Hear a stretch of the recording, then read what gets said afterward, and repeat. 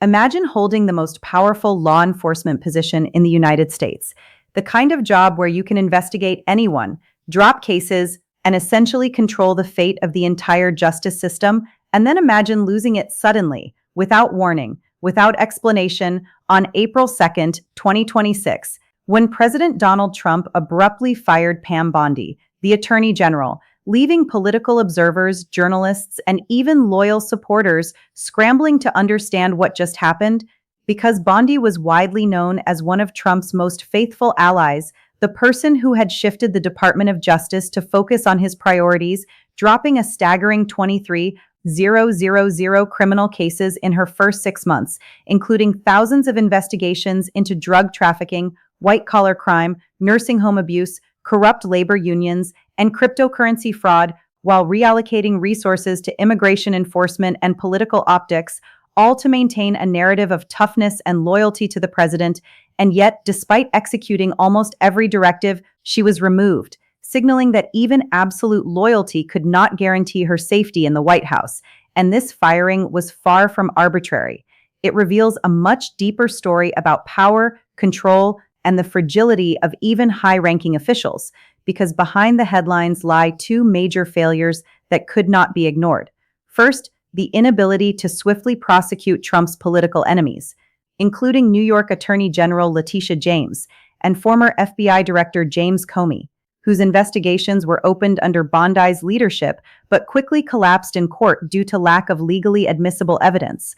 Frustrating Trump, who publicly demanded faster action on social media, expressing impatience and anger that his rivals were not locked up quickly enough. And second, the infamous Jeffrey Epstein files, which Bondi had initially promised to release in full, creating immense public anticipation, only to later backtrack, claiming no client list existed and that only general case files were on her desk, which triggered outrage from conservative influencers and Trump supporters, led to congressional intervention, and ultimately resulted in the release of 3 million pages of documents, with redactions so poorly handled that the hidden names and home addresses of victims, many minors at the time, were inadvertently exposed, prompting lawyers to call it the most egregious violation of victim privacy in U.S. history, while simultaneously exposing Trump's connections to Epstein in a PR nightmare that undermined both the administration and Bondi personally. And when she appeared before Congress to answer questions, she reportedly yelled at politicians, threw insults, and focused on stock market gains rather than apologizing to survivors, cementing her image as ineffective in controlling both political and public fallout, all of which set the stage for her sudden removal, leaving the top law enforcement role to Todd Blanche, Trump's former personal defense lawyer who had defended him in the New York hush money case, the classified documents case, and had stood by him in critical moments, a man whose loyalty is absolute, whose career revolves around protecting Trump at all costs, now commanding the FBI, DEA, and U.S. Marshals, signaling a shift from political loyalty plus competence to pure insider protection. And yet the story does not stop there, because examining the broader White House pattern raises unsettling questions,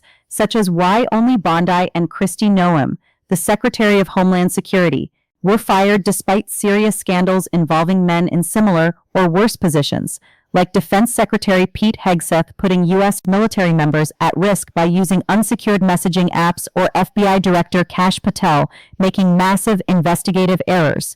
highlighting what critics are calling a pattern of gendered double standards, where women in power are more easily discarded. And as analysts, politicians, and commentators like Bill Kristol point out, this is not about incompetence alone, but a structural issue of power, control, and perception within the administration, making Bondi's firing more than a personnel change.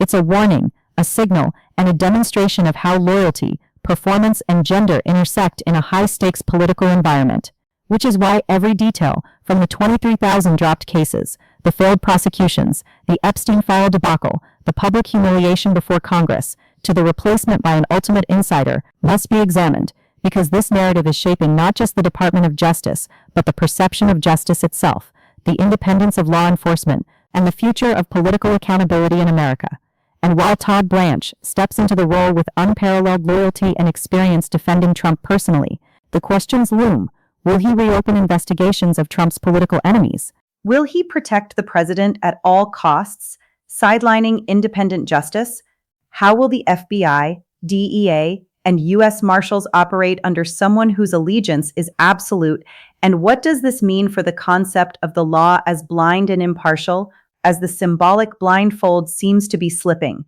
revealing a system increasingly influenced by personal loyalty and political calculation? And as viewers, analysts, and citizens, we must ask, are we witnessing routine administrative cleanup, or are we seeing the justice system transformed into a tool of power used selectively and potentially weaponized to protect or punish according to political convenience, a reality underscored by the pattern of selective firings, the mishandling of sensitive information, and the dramatic reshuffling of personnel, where women who stumble are replaced while men remain untouched, where public promises clash with private outcomes, where loyalty alone can't protect you, and where a single firing exposes the fragility and complexity of an entire system, leaving the country to watch, analyze, and question what comes next, who will be held accountable, and can the Department of Justice ever regain true independence as the dramatic saga of Pam Bondi's rise,